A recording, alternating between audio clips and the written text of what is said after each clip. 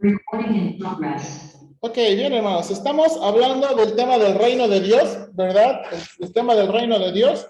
Vimos la semana pasada el reino de Dios en el Antiguo Testamento, digo en el Nuevo Testamento, y empezamos a ver unos elementos en el Antiguo Testamento. Bueno, ¿por qué hicimos esta pregunta? ¿Por qué estamos estudiando este tema? Bueno, porque hemos llegado a Apocalipsis capítulo 20, si quiere acompañarme ahí brevemente. Estamos en Apocalipsis capítulo 20 y estamos tratando de contestar, ¿verdad?, estas preguntas. Primero tratando de contestar la primera pregunta que pasó hace unas semanas es, ¿qué era la primera resurrección?, ¿verdad? Y ya tratamos de explicar qué era la primera resurrección. Y ahora lo que estamos tratando de explicar es qué significa o cómo debemos entender los 1000 años que dicen aquí en Apocalipsis capítulo 20 que reinaron con Cristo.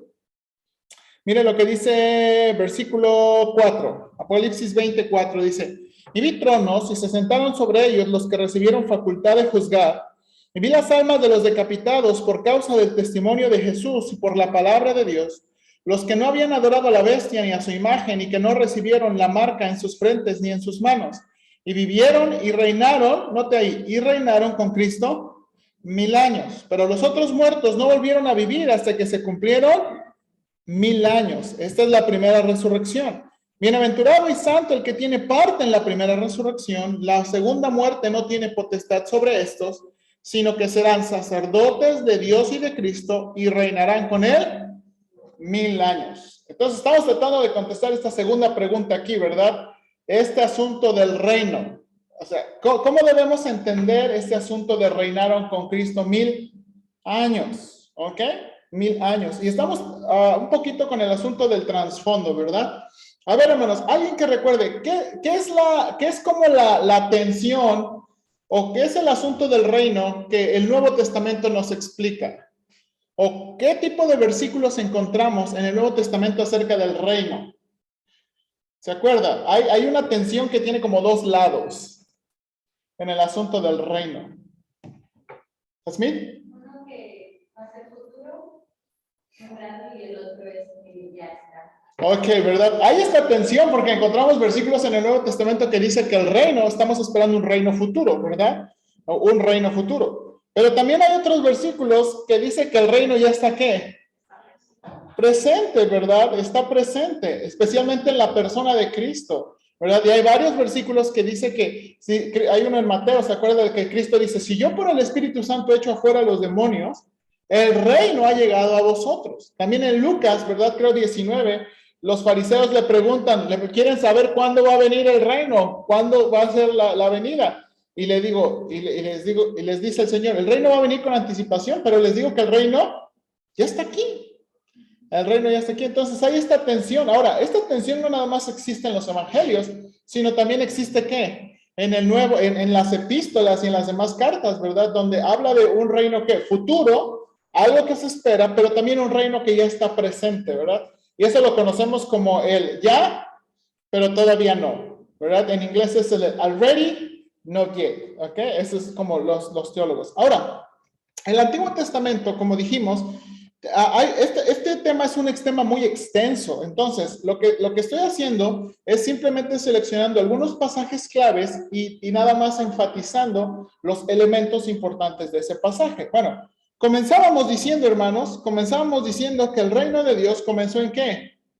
En Génesis, ¿verdad? Al principio, el reino comienza en la creación y es dado a Adán y Eva la tarea de reinar, ¿ok? Después de Génesis nos fuimos, o de Génesis 1 nos fuimos a Abraham, ¿verdad? Y hablábamos este asunto de Abraham. Después de Babel, Dios escoge a Abraham, le da una promesa y hace un pacto con él, ¿verdad? Y lo que veíamos es que en el capítulo 17, recuerda, dos cosas en el capítulo 17, versículos 6 al 8, que anticipa Dios.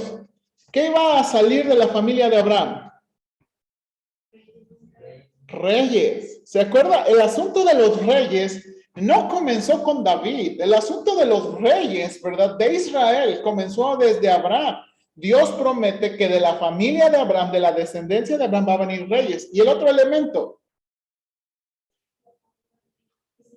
Exactamente, que esos reyes iban y que el pueblo de Israel iba a reinar en la tierra donde moraban. En ese tiempo era Canaán.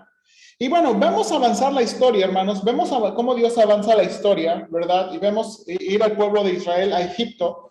Después, 400 años, vemos al pueblo de Israel regresar, ¿verdad? Y vemos al pueblo luchar, ¿verdad? En establecerse en la tierra. Y eso es muy interesante, el asunto de establecerse en la tierra. Ahora, hermanos, ¿por qué? Y aquí viene una pregunta. ¿Por qué si Dios les había prometido la tierra, por qué el pueblo no pudo establecerse en la tierra? ¿Por qué si Dios les había prometido? Hermanos, esta es una idea que no tenía en la diapositiva, pero aquí me acaba de brillar. ¿Por qué si Dios les había prometido la tierra, no pudieron establecerse en la tierra? Hermano. Por su desobediencia. Ok.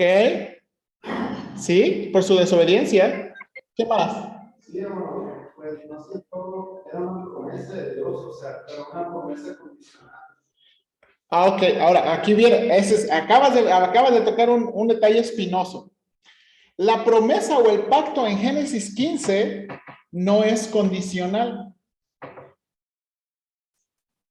No es condicional. Dios prometió y nunca, y se acuerda, en capítulo 15 hay una ceremonia simbólica donde Abraham, ¿verdad?, pone animales, ¿verdad? Y eso era y lo que se acostumbraba en ese tipo de ceremonia simbólica es que pasaban las dos partes hacían un pacto, ¿verdad? Y las dos partes pasaban en medio de los animales. Pero en este caso, cuando vamos a Génesis 15, ¿quién es el único que pasa en medio de los animales? Dios, ¿verdad? Y entonces, ¿por qué si hay un pacto de esta naturaleza? ¿Por qué no pudieron permanecer en la tierra? Pues ya sería entonces por la soberanía de Dios, ¿no? Amén. Pero hay otra cosa, se nos olvida que hay otro pacto. Y es el pacto de Sinaí. El pacto de Sinaí, ¿se acuerda? Cuando Dios saca a Israel de Egipto, ¿verdad? Y van al monte Sinaí, Dios hace otro pacto con ellos, ¿verdad? ¿Se acuerda? ¿Sí se acuerda o no se acuerda? ¿Verdad? Es esa película que vemos en Semana Santa, hermanos, de los 10 mandamientos del Moisés viejo. Acuérdese, es esa película, ¿verdad? Cuando Dios saca a Israel, ¿verdad?, de Egipto, Él hace un pacto con ellos en Sinaí. Y este es un pacto provisional. Y este pacto tiene varias condiciones. Ahora sí, hermano Jesús.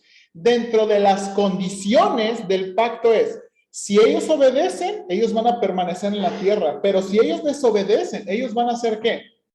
Expulsados. Y en el lenguaje de Deuteronomio dice, vomitados de la tierra. ¿Verdad? Ese es el asunto, que hay otro pacto, que es el pacto de Sinaí. Entonces, ¿por qué no pudieron establecerse habiendo un pacto? Bueno, porque había otro pacto. Y mantenga ese pacto de Sinaí, porque ahorita lo vamos a recordar. Ahora, en ese asunto, ¿verdad? En ese asunto de que el pueblo de Israel no pudo, hermanos, establecerse en la tierra como Dios había querido, pues en la historia avanza hasta que Dios empieza a establecer, bueno, donde Dios empieza a establecer reyes. Antes de Dios establecer su rey, el pueblo escoge su rey, ¿se acuerda?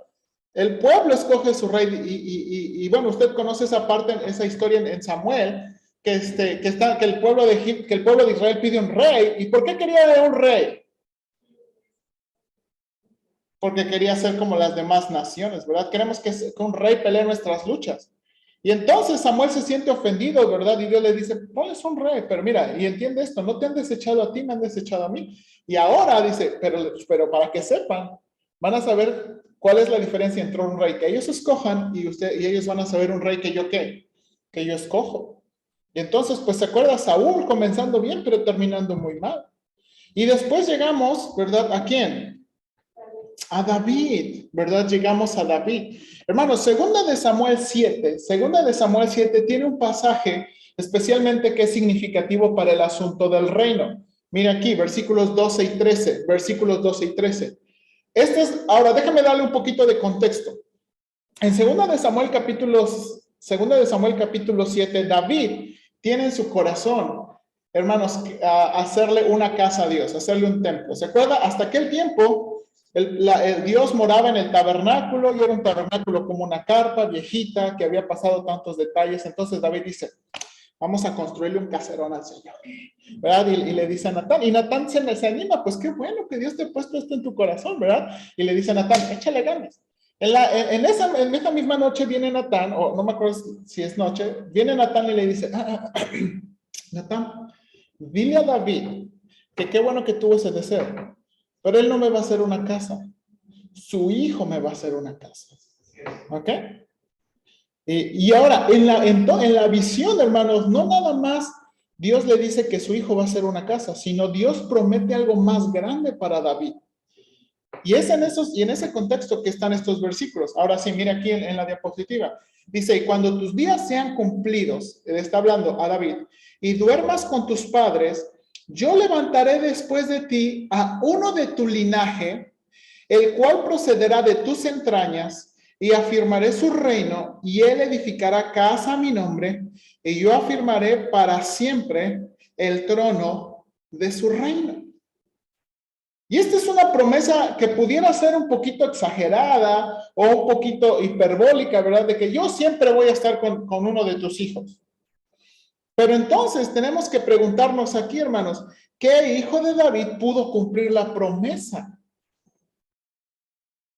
¿Qué hijo de David puede afirmar para siempre el reino? Ahora, pero ese es el asunto. Si vamos a cada uno de los hijos de David, ninguno de ellos pudo afirmar el reino a esta medida. Entonces, algunos han pensado, bueno, hermano, a lo mejor lo que Dios estaba usando aquí era pues un lenguaje figurado. O sea, no estaba hablando de siempre, de vivir para siempre, sino que se iba a mantener en su familia. Ok, ahora, eso sería cierto si la Biblia no anticipara, ¿verdad? Un descendiente de David. Un descendiente de David, un descendiente de David. Hermanos, por ejemplo, ya viene Navidad, ¿verdad? Ya viene Navidad. Después de nuestra decoración misionera, ya viene la decoración navideña, ¿verdad? Aquí está algo interesante. Y siempre repetimos, ¿verdad? He aquí que la Virgen dará señal, ¿verdad? ¿Verdad? He aquí que la Virgen dará señal. Bueno, ya se me olvidó. Concebirá y dará a luz un hijo, ¿verdad? Y llamará su nombre Manuel, que traducido es Dios con nosotros. Ahora, hermanos, siempre repetimos ese versículo, pero ¿qué tan significante es ese versículo? ¿Se acuerdan qué está pasando ahí en Isaías, capítulo 7? Ese versículo es bien poderoso, hermanos, en el contexto de todo Isaías 7. Y muchas veces nada más nos acordamos del versículo, ¿verdad? Es que la Virgen va a concebir. ¿Verdad? Nuestro versículo de la pastorela. Pero ¿por qué ese versículo es muy poderoso? Bueno, todo estoy resumiendo, ¿ok? Ese versículo es muy poderoso porque la nación de Israel del norte se ha unido con sus enemigos de Siria, los reyes arriba de ella. Y los reyes, y Israel la tribu del norte, o las tribus del norte, se han aliado con uno de sus enemigos para venir y quitar, ¿verdad?, a un hijo de David. ¿Ok? En aquel tiempo es Acaz, ¿se acuerda? Acaz. Y Acaz es un rey malo, hermanos. Malo, malísimo. Él sacrificó a uno de sus hijos a un dios pagano. Y entonces, quieren estos dos reyes, ¿verdad? Quieren venir estos dos reyes, quitar a Acaz y poner a un hombre que no sabemos quién es, se llama el hijo de Tabel. Lo quieren venir y lo quieren poner por rey en Judá. ¿Ok? Y entonces, ahora, hermanos, uno pensaría, pues Señor, pues sí, este hombre es un pagano, ¿verdad? ¿Acaso es un hombre horrible? ¿Es un hombre que no te sigue? ¿Es un hombre que no es fiel? Que le den cuello, pues. Pero ¿por qué Dios no lo permite?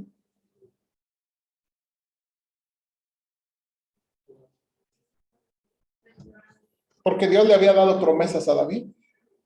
Ahora, hermanos, quiero que vean el panorama grande. Hermanos, esta es la cosa, atentar contra Acaz realmente no es el problema, sino que el atentar contra el rey de Judá es atentar contra ¿qué? Contra la promesa de Dios y el rey. Entonces, ese es el panorama grande de Isaías capítulo 7, que es que los reinos del mundo y el rey del norte y los enemigos de Israel quieren quitar al rey que Dios ha escogido, a la descendencia que Dios ha escogido. Y entonces va Isaías y le dice, ok, Acaz, Dios te va a demostrar que es poderoso. Pide una señal, la que tú quieres. Pide una señal a Acaz. ¿Y se acuerda que dice Acaz? No, ¿cómo crees? Y eso no fue, hermanos, eso no fue una actitud humilde, fue una actitud incrédula, porque después Isaías le dice, ¡ay, qué insoportable eres! Estoy parafraseando, ¿verdad? Estoy parafraseando. Mi traducción parafraseada, ¿verdad? Así como que, ¡ay, qué insoportable eres! Ok, bueno, no quisiste dar señal, aquí te va una señal. Y entonces tenemos Isaías, ¿qué? 7:14. Como por pasajes como Isaías 7:14 en el contexto entendemos, hermanos, que la promesa del descendiente es una promesa muy ¿qué? Muy clara, muy firme, muy seria. Muy seria. ¿Sí o no? Muy seria. Entonces, aquí tenemos este asunto, ¿verdad? Este asunto. Ahora, déjeme. Ahora, esta es otra cosa interesante. David, cuando avanzamos, hermanos, y esta es la cosa, cuando avanzamos, Israel queda desolada, ¿se acuerdan? Israel queda destruida, se van todos a cautividad. Y entonces tenemos dos profetas en la cautividad. Uno es Ezequiel en los cautivos y otro es Daniel, ¿verdad? En la parte, en la realeza. Y Daniel, hermanos, nos va a dar un resumen de los reinos. Esto es muy interesante, hermanos. En Daniel 2:7, Daniel 2:7 son la perspectiva de los reinos finales hasta que se establezca el reino victorioso de Dios. ¿Se acuerdan? O sea, Daniel capítulo 2 y capítulo 7 va a hablar, recuerda que en el capítulo 2 Nabucodonosor ve una estatua. ¿Se acuerda? Y la pone bien difícil porque les dice, a ver, quiero que me digan mi sueño y quiero que me digan la interpretación. Y todos los astrólogos, bueno, dinos el sueño. No. Díganme qué soñé y díganme la interpretación. ¿Y se acuerdan? Su gente decía, no, tú no estás pidiendo cosas que aquí no es imposible. Dice, ¿verdad? Tú estás pidiendo algo que está fuera de nuestra capacidad. Pero Nabucodonosor se enoja y empieza a matarlo. Ah, sí, no sirven para nada, échenlos. Y cuando van a matar y van a agarrar a Daniel, Daniel dice que aguanten, ¿qué pasó? Es que el rey pidió esto. Ok, díganle al rey que me dé tiempo. El Dios del cielo les va a decir. Y el Dios del cielo es el que revela. Y le dice Daniel a Nabucodonosor cuando le interpreta, tú viste una estatua y viste que la estatua estaba hecha de diferentes metales, ¿verdad? La cabeza de oro, el pecho de plata, lo demás de bronce, al final era hierro y al final era una mezcla, ¿ok? ¿Te acuerdas de eso? Ok, esto es lo que va a pasar, Nabucodonosor. Tú eres el reino de la cabeza. Pero después de tu reino va a venir otro reino. Y después de ese reino va a venir otro reino. Y después va a venir otro reino. Y lo que sabemos, hermanos, hasta donde Daniel nos deja saber es, después del reino babilónico, vino el reino ¿qué? Persa. Y después del reino persa vino el reino ¿qué? Griego. Y después del reino griego vino ¿qué? El imperio romano. ¿Se acuerdan? Entonces, es Daniel capítulo 2 y capítulo 7 que nos da, hermanos, esta sucesión de reinos. Ahora, miren estos versículos en capítulo 7, por favor. Aquí en la diapositiva.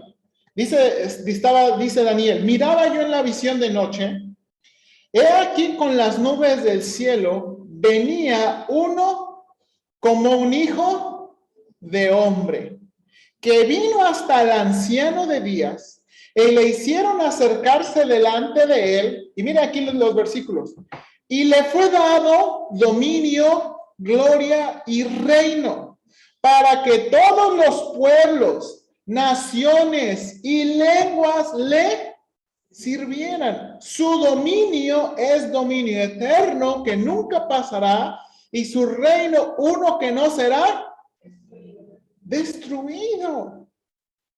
Hermanos, en el capítulo 7, cuando Dios, ¿verdad? Está esta sucesión de reinos, dice que al final de los reinos va a venir el reino de Dios.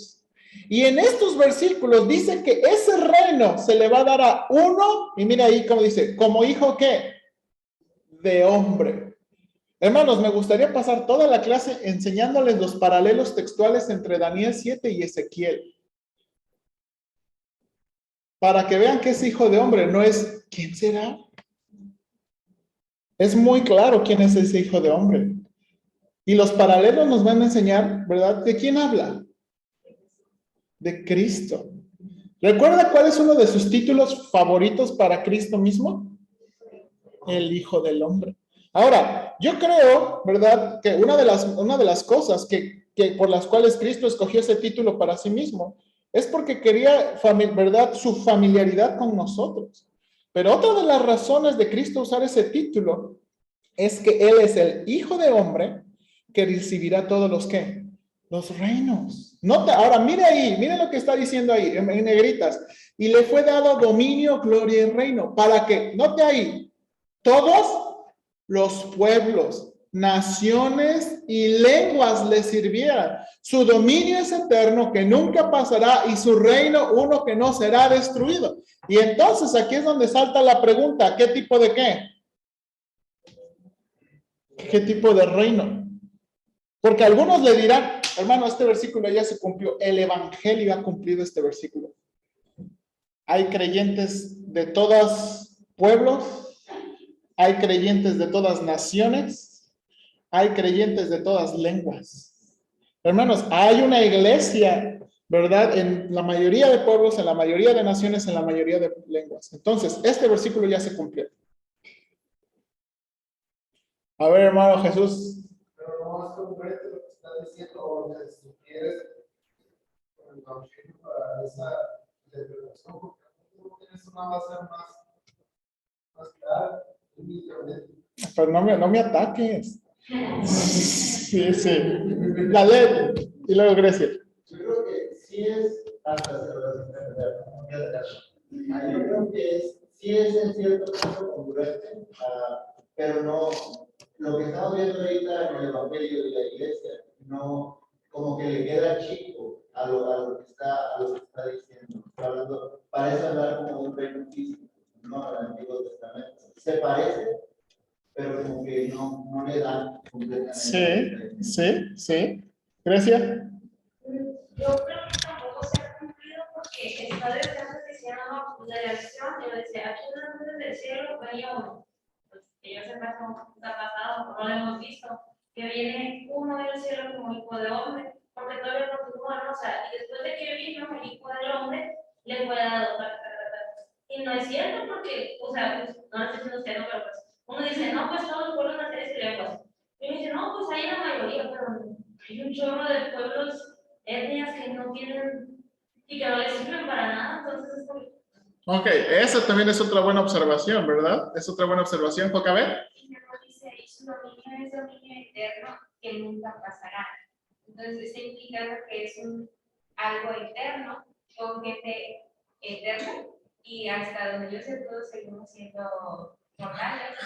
Entonces, Sí, no somos eternos, ¿no? Ajá, entonces el reino eterno implica gente que no muera, porque si le van a estar siguiendo, eso lo significa y todavía somos mortales. Sí. Ok, eso es una buena premisa. Ahora, hay otro asunto aquí. Cuando vemos a Daniel 2 y cuando vemos a Daniel 7, Daniel está dando interpretación de reinos físicos, porque le dicen a Nabucodonosor, tú eres la cabeza. ¿Y ese es qué? Tu reino. Y luego en el capítulo 2, ¿verdad? El capítulo 7 de nuevo le vuelve a decir los reinos. Y luego en capítulo 8 se va a ver el reino persa cayendo sobre el reino griego. Y Daniel le va a decir, ¿verdad? Daniel va a decir, es el reino persa, pero va a venir un rey de Grecia. Entonces, aquí está la cosa, hermanos. Sería muy raro que la escritura dijera que todos los reinos mencionados, reinos físicos, ¿verdad? Reinos conocidos, fueran físicos y el reino de Dios fuera ¿qué?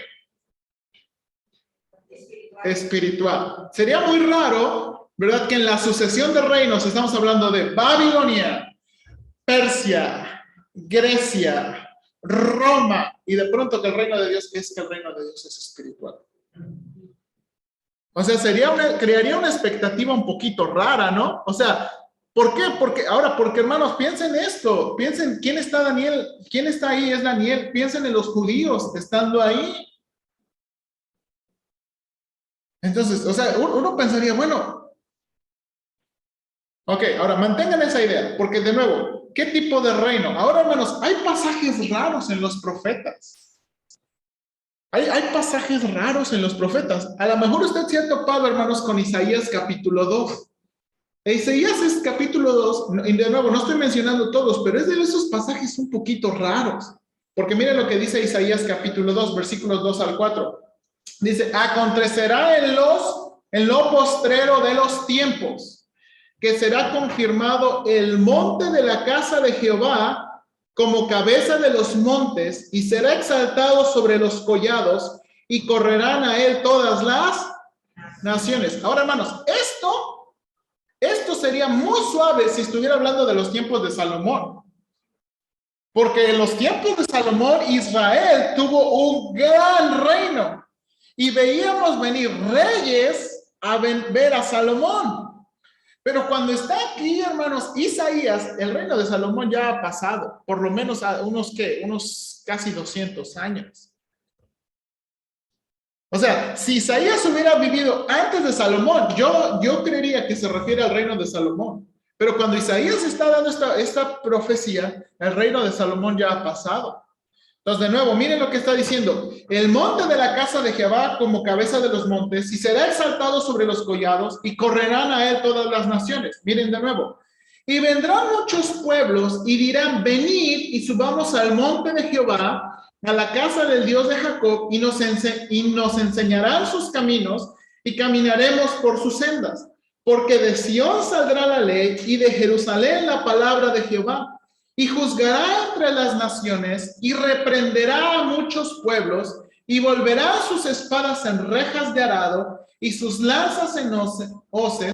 No alzará espada nación contra nación, ni se adiestrarán más para la guerra.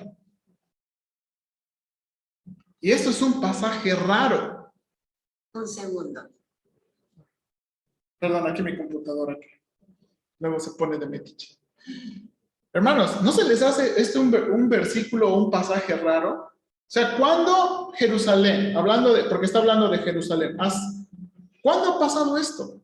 ¿Cuándo es que los pueblos han llegado? ¿Cuándo Jerusalén ha reinado sobre otros pueblos?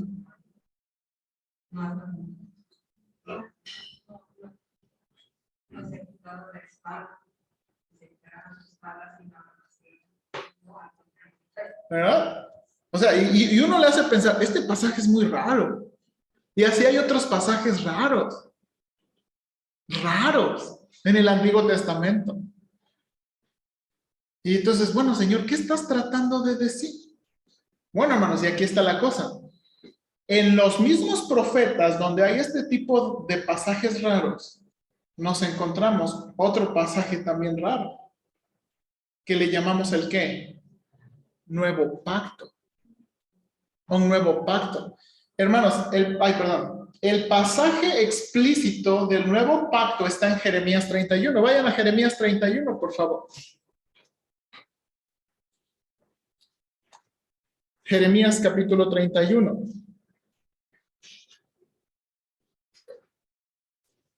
Tengo aquí el versículo, pero quiero que me sigan con su Biblia, por favor. Jeremías 31.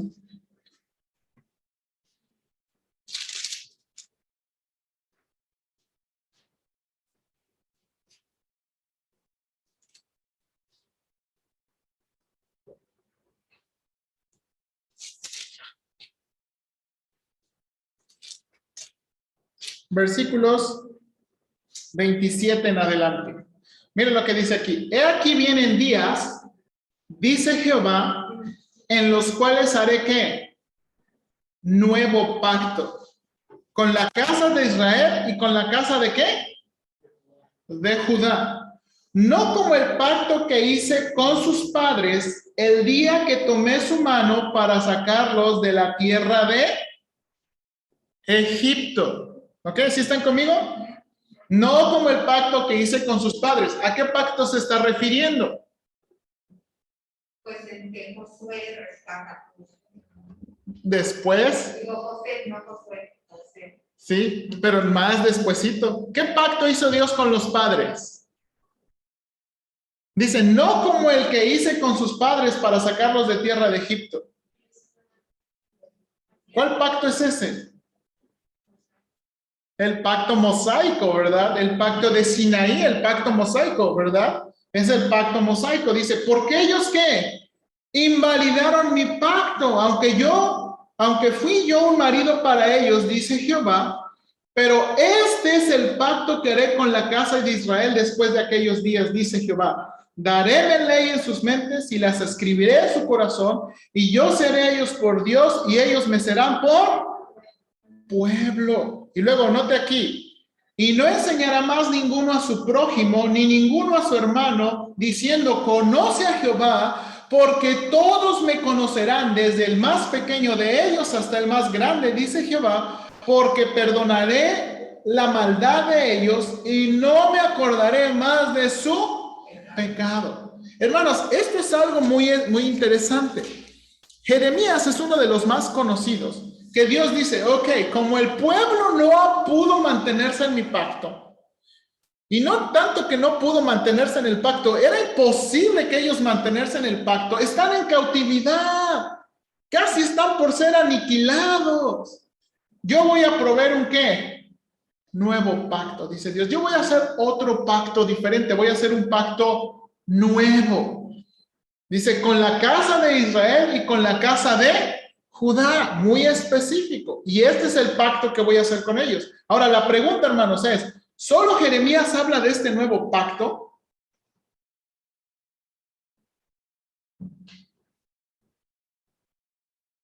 No, hermanos, no.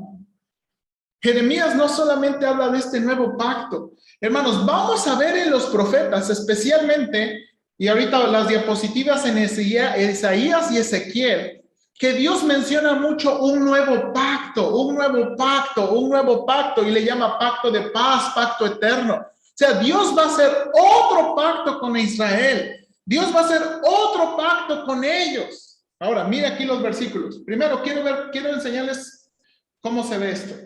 Dice Isaías 54:10, porque los montes se moverán y los collados temblarán, pero no se apartará de ti mi misericordia, ni el pacto de mi paz se quebrantará, dijo Jehová, el que tiene misericordia de ti. Isaías 55:3, inclinad vuestro oído y venid a mí, oíd y vivirá vuestra alma, y haré con vosotros ¿qué? Pacto eterno, las misericordias firmes a David. Ahora, miren aquí en Ezequiel, los de la derecha son de Ezequiel, Ezequiel 16:60.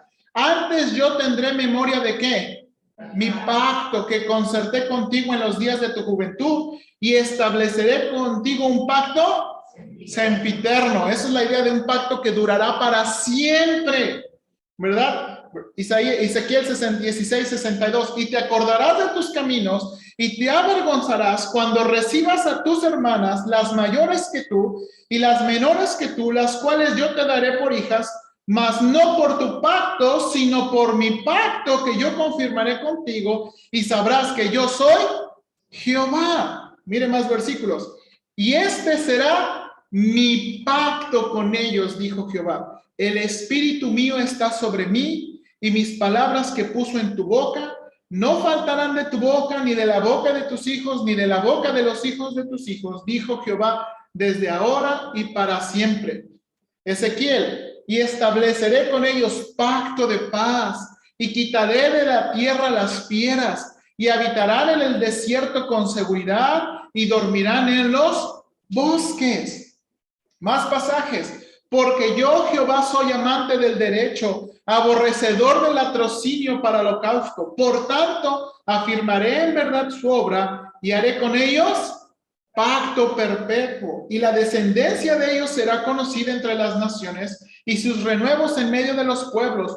Todos los que los vieren reconocerán que son linaje bendito de... Este versículo es muy interesante. ¿Cuándo los judíos han cumplido eso? Ezequiel, y haré con ellos pacto de paz y pacto perpetuo. Será con ellos, y los estableceré y los multiplicaré, y pondré mi santuario entre ellos para siempre.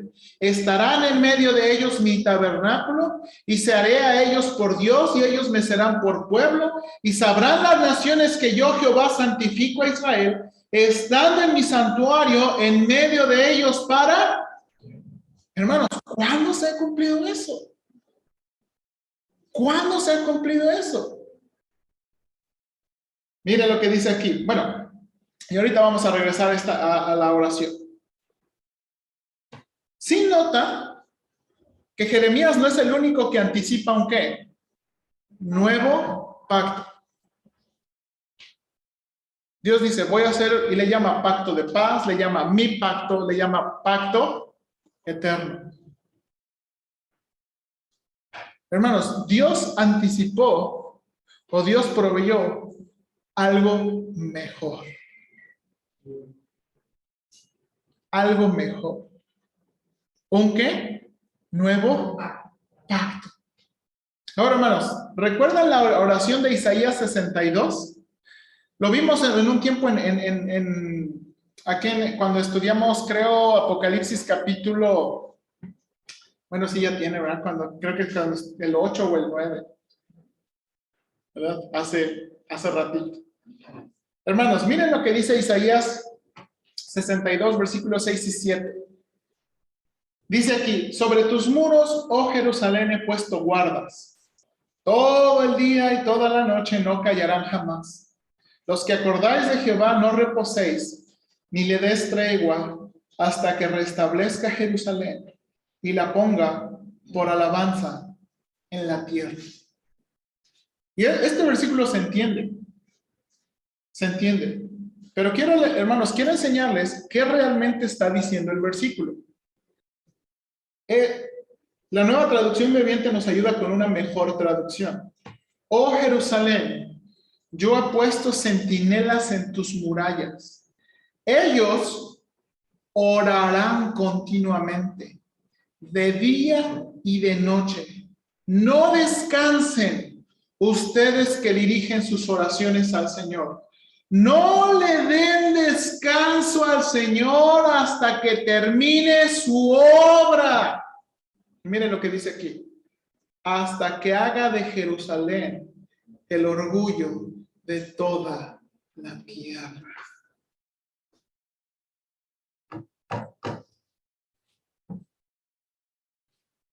Hermanos, ¿eso ya ha pasado?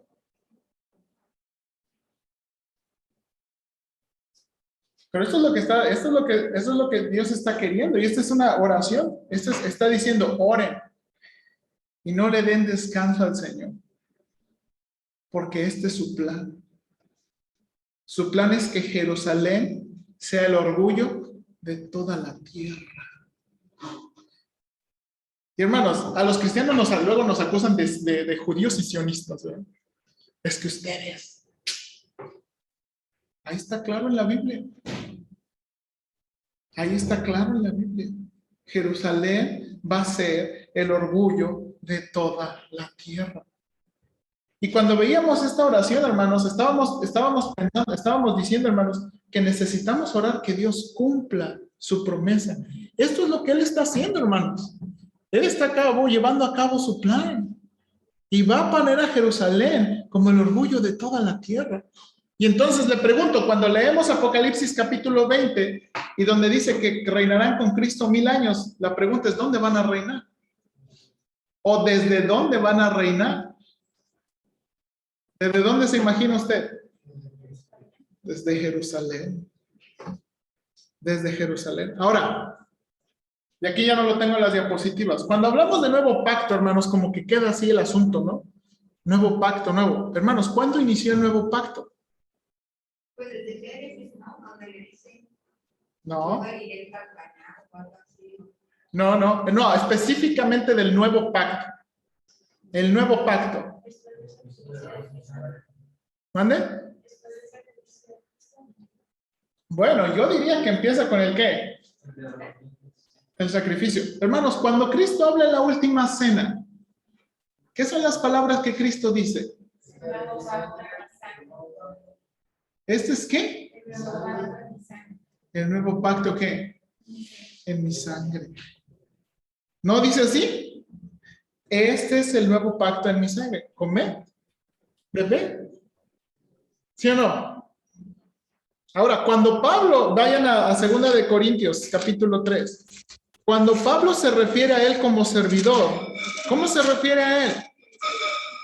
2 de Corintios, capítulo 3. Cuando Pablo se refiere a él como servidor, Mire cómo se refiere ahí. Segunda de Corintios capítulo 3.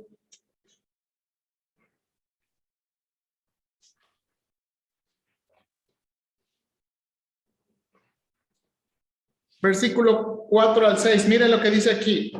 Y tal confianza tenemos mediante Cristo para con Dios. Adelante, hermano, adelante, adelante. Versículos 5 y 6, 5 y 6. No que seamos competentes por nosotros mismos para pensar algo como nosotros mismos, sino que nuestra competencia proviene de Dios. ¿El 6? El cual asimismo nos hizo ministros competentes de un nuevo pacto, no de la letra, sino del espíritu, porque la letra mata, mas el espíritu vivifica. Nota ahí versículo 6. Cuando Pablo se refiere a él, nos hizo ministros, ¿qué? ¿De un qué? De un nuevo pacto. Y luego cuando, de nuevo, hermanos, cuando Pablo corrige en Primera de Corintios la cena del Señor, de nuevo les vuelve a decir, este es el nuevo pacto, ¿en qué? En mi sangre. Hermanos, y luego el escritor de Hebreos, vayan al escritor de Hebreos, Hebreos capítulo 10.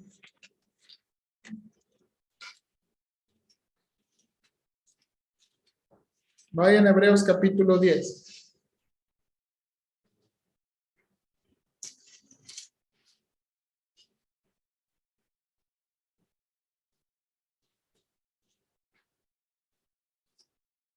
Desde el versículo 11, hermanos, desde el versículo 11. Dice Hebreos 10:11, y ciertamente todo sacerdote está día tras día ministrando y ofreciendo muchas veces los sacrificios que nunca, ¿qué? Que nunca pueden quitar los pecados.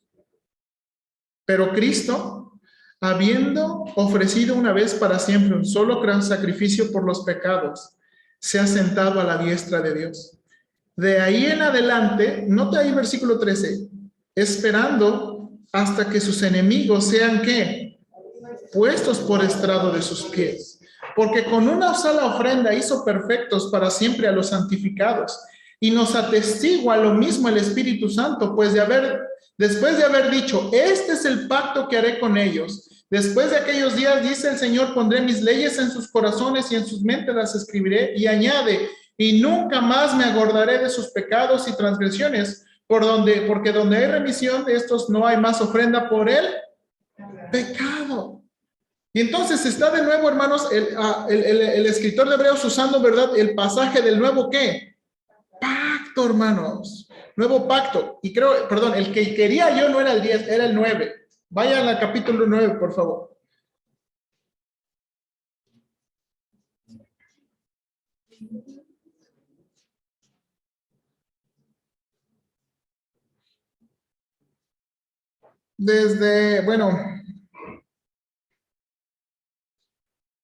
Versículo 1, sí.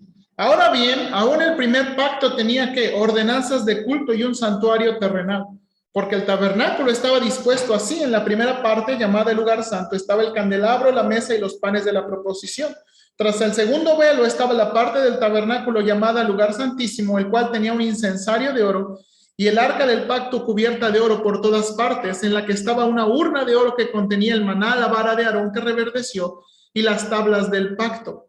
Y sobre ella los querubines de gloria que cubrían el propiciatorio, de las cuales cosas no se puede ahora hablar en detalle. Y así dispuestas estas cosas en la primera parte del tabernáculo, entran los sacerdotes continuamente para cumplir los oficios del culto.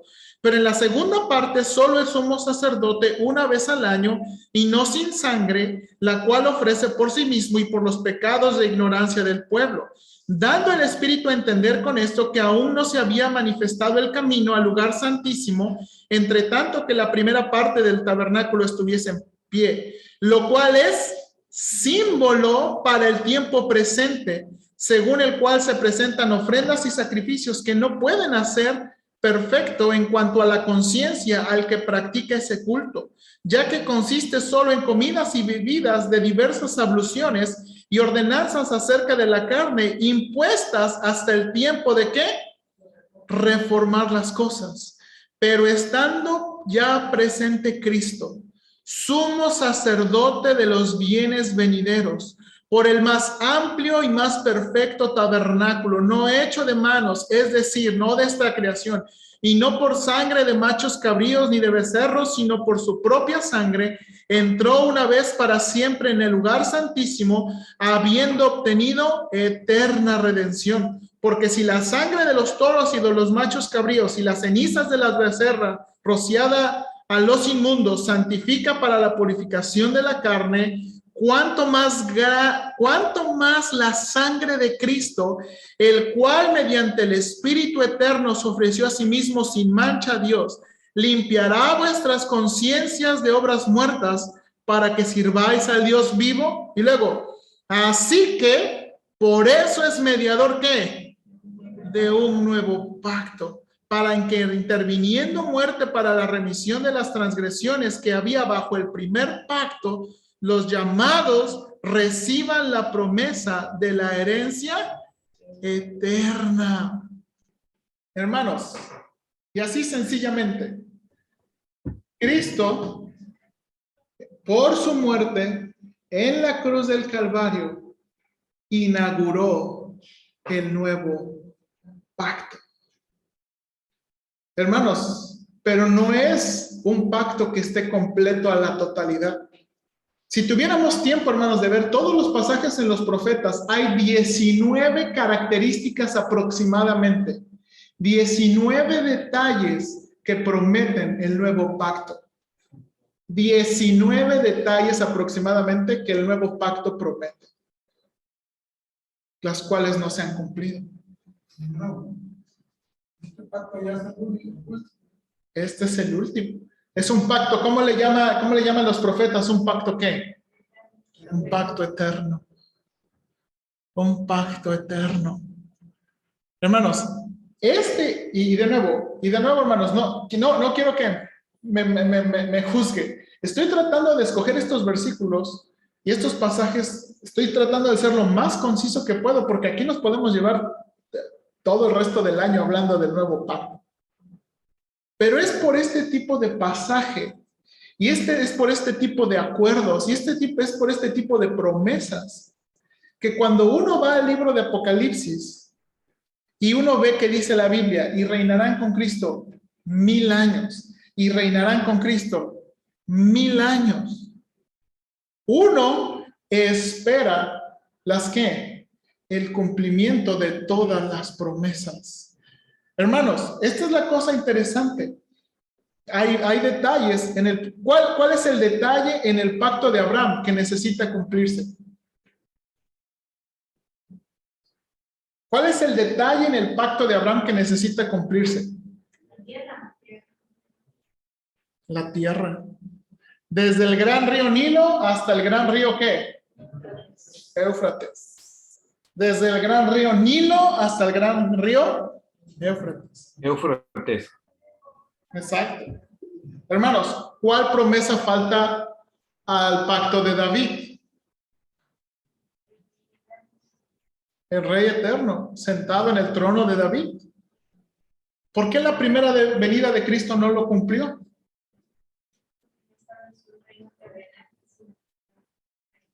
Porque no vino a establecer un ¿qué? Un reino terrenal. ¿Se acuerdan? Por eso después de la resurrección los discípulos le dicen, Señor, ahora sí restablecerás el reino, ahora sí, ¿verdad? Señor, les vamos a dar en la torre a todos. Y el Señor les dijo, solamente el Padre sabe cuándo es tiempo.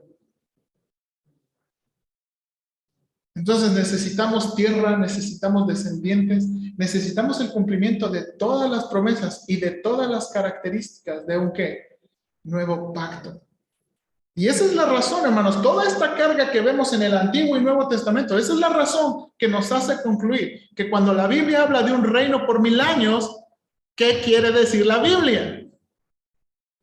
Un reino de 1000 años. ¿Físico o espiritual? Físico. Un reino físico. ¿Dónde será la sede del reino? Jerusalén, el orgullo de toda la tierra, desde Jerusalén El Señor Jesucristo reinará. Y hermanos, aquí, ¿y quién reinará con él? Nosotros. Todos los que hemos sido salvos por la sangre del Cordero, hermanos, incluidos en ese nuevo pacto, reinaremos con él. Yo quiero una parte en Inglaterra. No sé usted dónde, pero a mí me gusta mucho. El hermano Ortega ya fue a reconocer su tierra, dijo el pastor. Pero esa es una hermosa promesa.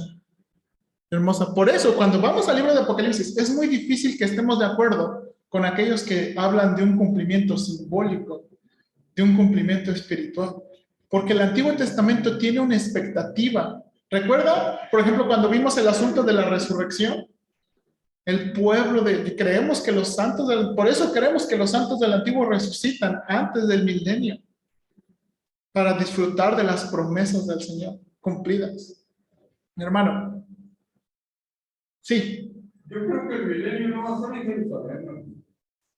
¿Por qué? Va a ser en el área de esa área de ahí, pero porque es mucha gente. La Jerusalén es ya realmente la eternidad. No estoy de acuerdo. ¿No? ¿Por qué? Aquí viene otro detalle.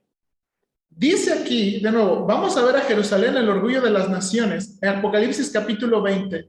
Luego viene una segunda resurrección. Y luego de la segunda resurrección viene ¿qué? Un juicio terrible. Y después viene el capítulo 21 de Apocalipsis que dice que una nueva ciudad, una nueva tierra y una ¿qué? Nueva ciudad. Una nueva tierra y una ¿qué? Nueva ciudad. Ahora, yo creo aquí que cuando está hablando de Jerusalén, está hablando de Jerusalén y de nuevo, la sede para los reinos en toda la tierra. No significa que todos van a estar ahí o vivir ahí. Significa que todos van a ser gobernados desde ahí.